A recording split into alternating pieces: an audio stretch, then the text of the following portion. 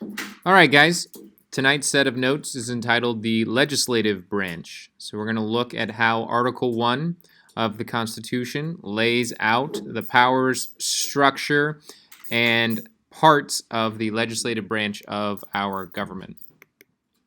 So, legislative powers and structure. The main function of the legislative branch, also known as Congress, is to make laws. So, Congress has the authority to declare war, collect taxes, provide for the military, can pay off government debts, as well as regulate foreign trade. And the legislative branch itself, Congress, is made up of two parts. The first part being the House of Representatives, second part being the Senate.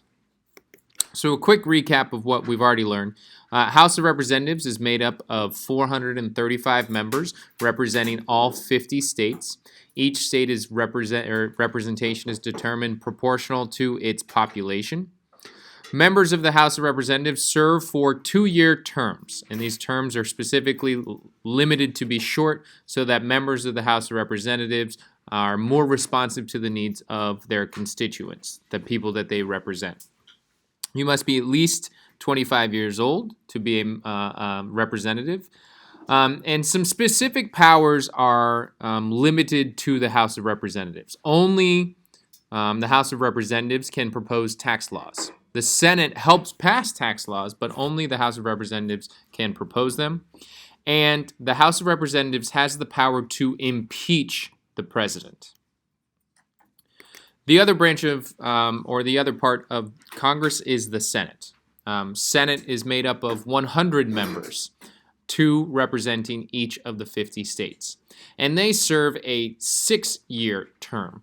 So the Senate is meant to be the more deliberative of the two houses of Congress. Its members, senators, serve a much longer term so that they are not necessarily as beholden to the constituents that they represent. They can make some decisions and not fear immediate repercussions. You have to be at least 30 years old to run for Senate. And Senate has some specific powers as well.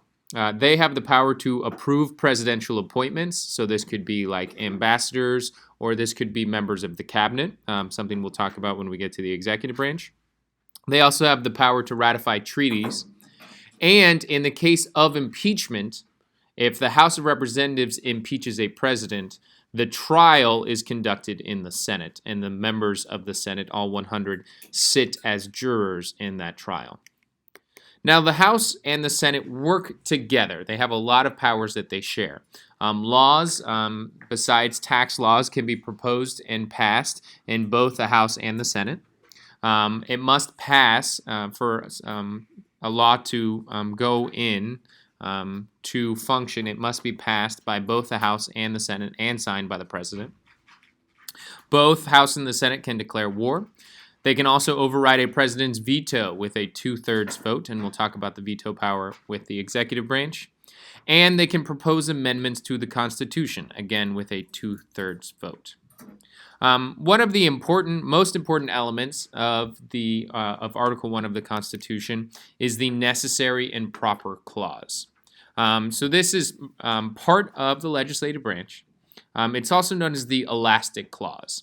And so this phrase, this clause in Article 1 of the Constitution is very important because it gives Congress the authority to make all laws which shall be necessary and proper to carry out its powers. So if Congress has the power to regulate foreign trade, any law that they pass that goes towards that power is considered, or they have that authority to do so. So it's elastic because it can kind of stretch the powers that Congress has. The elastic clause is really important, and it's a highly debated upon subject, is exactly what powers fall under this necessary and proper clause. But this gives Congress a lot of wiggle room, gives them a lot of elasticity, a lot of opportunity to stretch what are listed as their specific powers in Article 1 of the Constitution.